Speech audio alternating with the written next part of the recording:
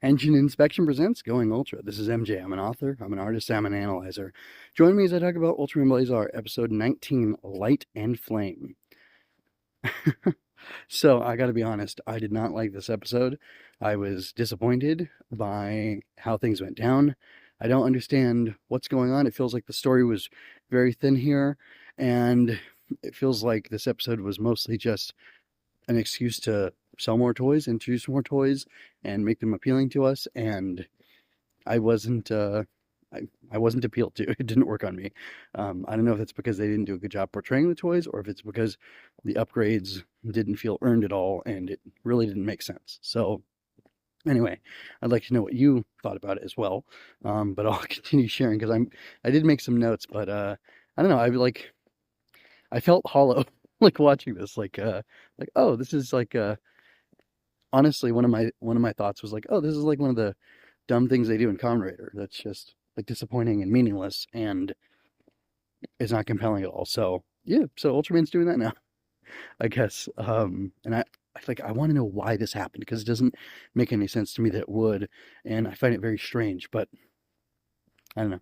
Maybe Cedric Killer will have he'll pull some research or ask somebody on the Discord or I don't know, do something and give me some information about this because it's just kind of heartbreaking to me that like this show was so cool and then this stuff happens. So anyway, here we go. Let me find my notes. So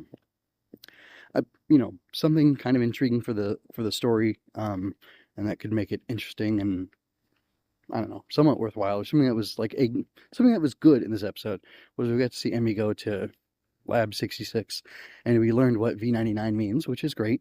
They're these aliens who came to Earth in 1999, which is the same year she was born, and that kind of makes me wonder.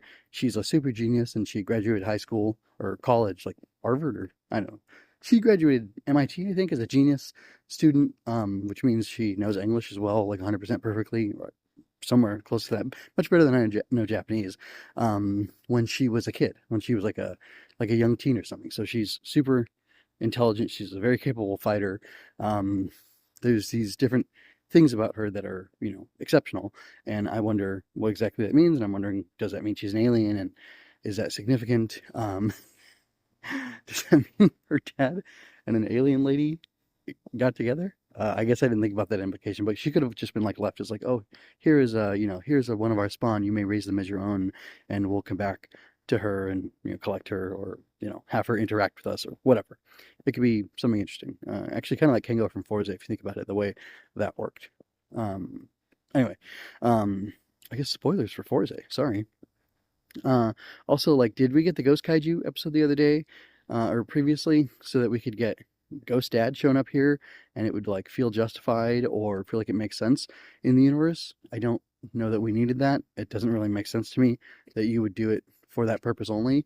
I'm not saying it is explicitly for that purpose only, but it just kind of made me think, like, oh, Ghost Kaiju, Ghost Dad, and I don't know. I don't know how I feel about that. Like, you don't need it's Tokusatsu, it's Ultraman. I don't know that you need to justify that. Also, it could have been like a sciencey thing, or he could have like just died there in front of her, because he had to. Like, he was at his physical limit or whatever. He could have just died because he was dying. That would have been okay too. Or it could have had, I don't know. Just there could have been some other thing, but I didn't like hate that. Just I'm wondering if that's why we had Ghost Kaiju. And while I liked that episode with Zongil, it just kind of did come out of nowhere. So I'm wondering, was that done for this reason? Because they know about these things while they're producing the show. Each episode, they know, they break the story and they know where they're going to put things, more or less. Anyway, so that's kind of interesting. I assume that's how they do it, but I don't know. I've never been involved in that Japanese production or seen much behind the scenes, behind the scenes information about how they put these things together. So that's specifically from like generic TV, but also I've seen stuff from like the Clone Wars. No, not Rebels, just Clone Wars.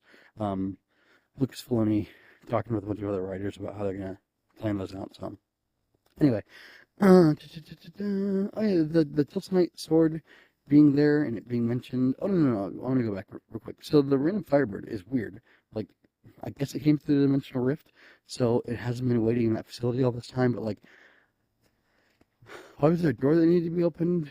We've seen like the Blazar Stone busts through a locker, and it's like a little stone that probably weighs an ounce, maybe 2 ounces or something like that. This Firebird has to have a lot more mass to it than that, I would think, and it would just be able to break through the door, like, no problem, and just go to Blazar. So, like, that seemed kind of weird. Like, why did they actually need to open the door for that to get through? It doesn't really make sense, like I said. And then, like, it's his pet or companion or whatever, I guess. And, like, I guess because Blazar doesn't talk, really, to Gento, like, we're never going to find out the truth about that. And we just have to be okay with that as an audience, being in the dark about it. Just, I don't know, it feels weird and phony, and like, oh, yeah, we just made this up last minute, and we put blue lines on it, like Blazar has on them, to make it look like they belong together, even though they really don't. This is something we cooked up, last minute. Let's give them a toy, because that'll make the show better. Or, toy sales better. I don't know. Weird. And then, the Tilsonite Blade, they just happen to make a new Tilsonite Spear when this one's about to be destroyed.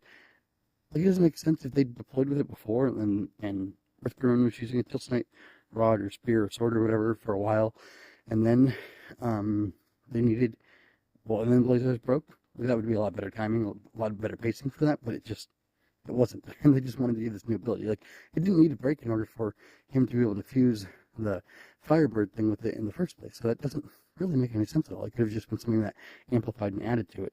But that's not what they did for some strange reason. It just feels contrived and, I don't know, like I said, empty and hollow. So, I don't know. I want to know what happened. And, like, with that golden cocoon thing ever be explained? Because, he sure seems to get, like, random one-off powers. And I'm okay with that to some extent, but, it really doesn't make sense that that plot thread has just been left hanging. This is going to come back in, like, the last 2 episodes or whatever, that Blazar can make a golden cocoon sort of around something. This is the Kaiju Mom, or, yeah, the Kaiju Mom, like, episode 11 or whatever. Or Dad. It could be the dad. And, the ones that he went rogue on and didn't want to kill, and then somehow, I guess, didn't kill by putting him in a cocoon. I don't know. It's very confusing, and that never made sense, and I thought that was going to need explaining, and I liked how it was contextualized later in the following episode. I think just one following episode, but it still is lacking, and it's still an open thread that doesn't make sense, and that's frustrating. So, the show started out really great, and then we have weird things like plot threads being dropped, and weird choices being made, and stuff that feels empty, and it's disappointing, because it's going to be one of the greats, but it's being diminished by something, and I can't quite tell what it is. So, anyway, let me know what you thought about the episode, because I'll let you know how I thought. I'll let you know how? Yeah, you know how I feel about it. I want to hear how you feel about it. So, anyway, drop me a comment. Until next time, take care, be well, be Ultra. I hope you enjoyed that. Subscribe to keep up with me.